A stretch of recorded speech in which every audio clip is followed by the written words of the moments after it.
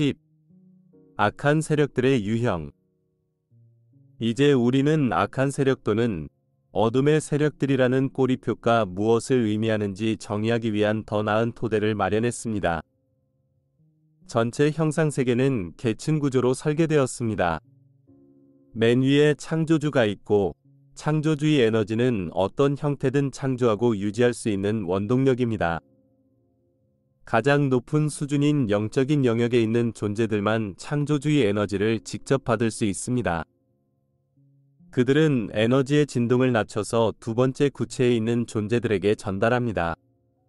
이 과정은 에너지가 우리 구체에 도달할 때까지 계속되는데, 우리 구체가 마지막 사슬입니다. 영적인 계보의 확장으로서 창조된 존재들은 오직 그들보다 한 단계 높은 수준에서 에너지를 받을 수 있다는 점을 유의하세요.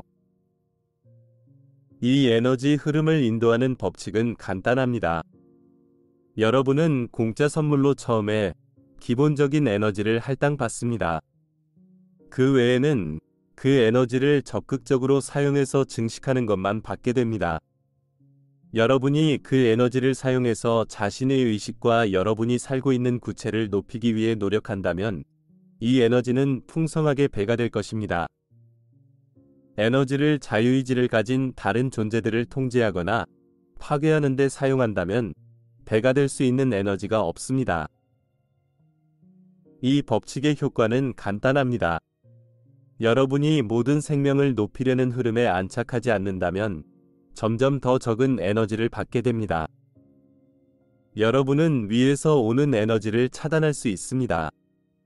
그러면 여러분이 생존하거나 세력을 확장하려면 여러분의 수준에서 에너지를 훔쳐야 됩니다.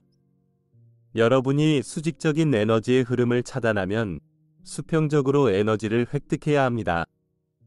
영적인 영역에서 에너지를 받을 수 없다면, 받지 않는다면 이 구체에서 에너지를 구해야 합니다.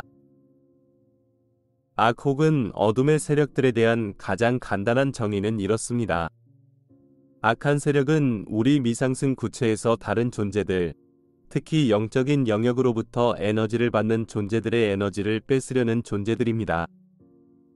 우리는 이 세력들을 어둠이라고 부르는데 그들은 내면에 빛이 없기 때문입니다. 처음에는 이 정의에 놀랄 수 있습니다.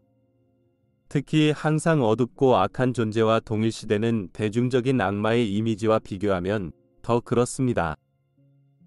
악한 세력들은 분명히 그럴 것이라는 대중적인 믿음이 있지만 항상 그렇지는 않습니다. 우리는 세계사를 물질 자원을 차지하기 위한 거대한 경쟁으로 보는데 익숙하지만 이런 표면적인 광경 이면에 있는 우주의 원동력은 에너지, 특히 비물질적인 에너지입니다. 세상의 기본 역학은 비물질 에너지를 장악하고 그것을 이용해서 물질 세계의 이득을 얻으려는 거대한 경쟁입니다. 악한 세력들은 단순히 악하게 보이는 존재들이 아닙니다. 그들은 완벽하게 온화해 보일 수도 있습니다. 일부 악한 존재들은 인간으로 육화하고 일부 인간들은 새 상위층의 어둠의 세력들에게 지배당합니다. 옆집 사람이 악마일지도 모릅니다. 이 말이 무섭게 들릴지 몰라도 항상 그렇듯이 알아야 자신을 방어할 수 있습니다. 이제 다양한 유형의 악의 세력들을 살펴보겠습니다. 물질층의 악한 세력들. 전통적으로 신화 속에 나오는 생명제나 악마처럼 사악하게 보이는 세력들은 물질층에 존재하지 않고 우리를 지배할 물리적인 힘도 없습니다.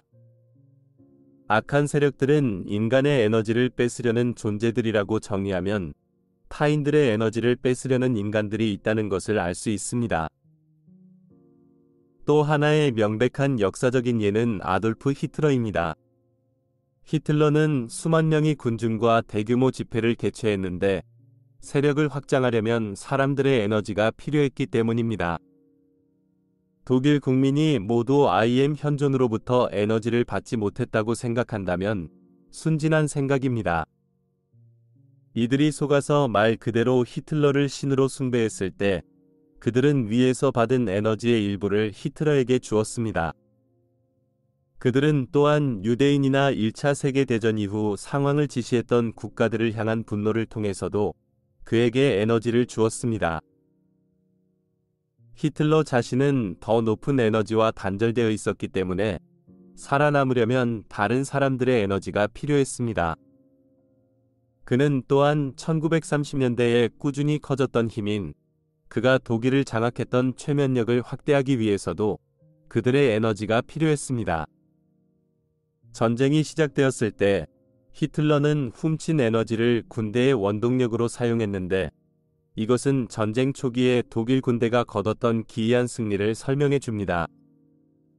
에너지가 고갈되자 독일 군대는 패배하기 시작했고 전쟁의 판도가 서서히 바뀌었습니다. 우리는 이제 물질층의 냉혹한 현실을 봅니다. 악마는 물리적인 형태를 띠고 물리적으로 여러분을 해치지 않지만 다른 인간들은 실제로 그런 힘을 가지고 있습니다. 상승 마스터들은 우리가 이 행성에 육화하기 전에 이 행성의 삶에 대해 배운다고 가르칩니다. 물질 세계에서는 자유의지가 최상의 법칙입니다. 여러분이 물리적으로 육화 중이라면 아마도 여러분을 지배하려는 공격적인 의도로 그들의 자유의지를 오용하는 사람들에게 해를 입지 않는다는 보장이 없습니다. 신이나 상승 마스터들은 자유의지를 펼치는 것을 방해할 수 없습니다. 이는 받아들이는 것이 현명한 기본적인 사실입니다. 많은 영적인 사람이 악한 의도를 가진 사람이 없는 곳에서의 삶의 모습에 대한 잠재의식의 기억을 가지고 있다는 것이 문제입니다. 우리는 종종 지구상의 삶은 어떠해야 한다는 직관적인 느낌을 가집니다. 인간에 대한 인간의 비인간성을 경험할 때 우리는 부당하다고 느낄 수 있습니다. 심지어 이런 일이 일어나도록 허용하는 신에게 화가 날 수도 있습니다. 이런 비건설적인 반응을 피하려면 육화에서 오기 전에 받은 가르침에 조율하는 것이 현명합니다. 우리는 물질층에서 다른 사람들의 학대에서 자신을 보호할 수 있는 많은 장치를 보여주었습니다. 하지만 자유의지 때문에 해를 입지 않는다는 절대적인 보장은 없습니다. 예를 들면 어느 날 여러분이 고층 빌딩에 있는 사무실로 출근하지 않으려고 하자 그때 누군가 그 빌딩으로 비행기를 날리기로 결정한다는 보장은 없습니다. 상승 마스터들조차 자유의지가 펼쳐지는 것에서 우리를 지켜줄 수 없습니다. 물리적인 육화로 이어지는 문에는 위험을 무릅쓰고 입장하세요라는 표지가 붙어 있습니다. 일단 위험을 감수하고 위험하다는 것을 알고 이곳에 오기로 선택하면 부정적인 반응을 피할 수 있습니다. 그러면 어떻게 하면 다른 사람들에게 해를 입지 않을 수 있는지 열린 마음으로 숙고할 수 있습니다. 가장 먼저 할 수 있는 일은 낮은 의식을 초월하고 되돌아오는 과거의 카르마 충격파를 변형할 수 있는 빛을 기원해서 카르마의 취약성을 최소화하는 것입니다. 지구 행선과 연결된 악의 세력들에 속하는 육화 중인 사람들이 있습니다. 그들은 여러분이 그들에게 빛이나 에너지를 주도록 공격하거나 속이려고 합니다. 육체가 없는 영혼들. 여러분의 에너지를 훔치려는 육화 중인 존재들도 있지만 육화하지 않고 이렇게 하는 인간들도 있습니다. 이들이 바로 상승 마스터들이 몸이 없는 존재들 혹은 육체가 없는 영혼들이라고 부르는 존재들입니다. 육체가 죽고 난 후 우리에게 어떤 일이 일어날지 숙고해 보세요. 상승 마스터들은 여러분이 상승할 준비가 되지 않으면 여러분의 생명 흐름은 몸을 떠나 다음 육화로 들어갑니다. 이제 육화하는 사이에 영혼들이 어디로 가느냐가 문제입니다. 답은 몇 가지 요인에 따라 달라집니다. 첫 번째 요인은 생명 흐름들이 상향나선에 있느냐 하향나선에 있느냐는 차이입니다. 만일 상향나선에 있다면 자신을 변화시키려는 의지가 어느 정도 있고 상승 마스터들의 도움을 받을 수 있습니다. 마스터들은 여러분의 영혼이 물리적으로 육화 중일 때보다 더 높은 영역으로 가기를 원합니다. 여러분은 죽을 뻔한 경험을 한 사람들의 이야기를 읽어보았을 것입니다. 이들 중 많은 사람이 터널을 통과해서 밝은 빛으로 인도하는 여행을 경험했습니다. 어떤 사람들은 이것을 육화 사이의 하늘에 간다는 의미로 해석하지만 그렇지 않습니다. 여러분의 현재 의식 수준보다 높은 수준은 모두 여러분의 현 수준과 대조되는 밝은 빛으로 경험하게 됩니다. 만일 여러 사람이 빛 속으로 들어가면 반드시 모두 같은 곳으로 가는 것이 아닙니다. 일부는 정체성층에 있는 상승 마스터들의 응거차로 갑니다. 다른 사람들은 지구에서 가졌던 비파괴적인 욕구 중 일부를 충족시킬 수 있는 소원 성취 수준으로 갑니다. 상향나선에 있는 영혼이 육신을 떠날 때 일반적으로 가는 지정된 장소가 있습니다. 빛으로 들어가기를 두려워하거나 꺼리는 영혼들이 있는데 그들이 육체가 없는 영혼들이 됩니다. 즉 육체도 없고 학습 환경도 없다는 뜻입니다. 그들은 상향나선에 있지 않은 영혼들의 부류에 합류하게 됩니다. 상향나선에 있지 않은 영혼들은 상승 마스터들이 제공하는 것을 이용하기를 꺼리거나 받아들이지 못합니다. 그들은 빛으로 들어가려 하지 않는데 빛이 그들을 불편하게 만들기 때문입니다. 대신 그들은 그들의 의식 수준에 해당하는 곳으로 가게 됩니다. 이런 영혼 중 소수는 낮은 수준의 멘탈층으로 갈 수 있지만 대부분 감정층으로 갑니다. 낮은 수준의 감정층은 상승 마스터들이 아스트랄층이라고 부르는 곳을 형성합니다. 이곳이 바로 여러분이 지옥과 점점 더 닮은 하위 수준을 연속적으로 발견할 수 있는 곳입니다. 수준이 낮을수록 더 이기적인 존재들을 발견하게 됩니다. 48단계 아래로 너무 내려가지 않은 영혼들은 얼마 후에 다시 육체로 되돌아올 수 있습니다. 이기적인 영혼일수록 무기한 아스트랄층에 갇혀있을 가능성이 높습니다.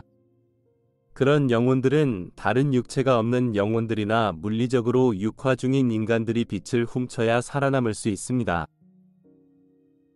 육체가 없는 영혼들이 여러분의 빛을 훔칠 수 있는 한 가지 방법은 여러분이 그들에게 개인적인 집착이 있는 경우입니다.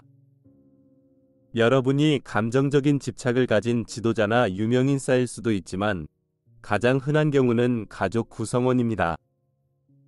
아니면 여러분이 분노나 증오심을 느끼거나 두려워하던 사람일 수도 있습니다. 어떤 사람들은 감정체에 여러 명의 육체가 없는 영혼들이 들러붙어서 그들의 생명 에너지를 빨아들이고 있습니다. 그런 육체가 없는 영혼들이 다중인격 장애를 일으킨 사례들이 잘 문서화되어 있습니다. 어떤 경우에는 사람이 육체가 없는 영혼이 마지막 생에 앓았던 신체적인 질병의 징후를 보일 수도 있습니다. 그 사람의 그 인격이 바뀌면 신체적인 증상은 사라집니다.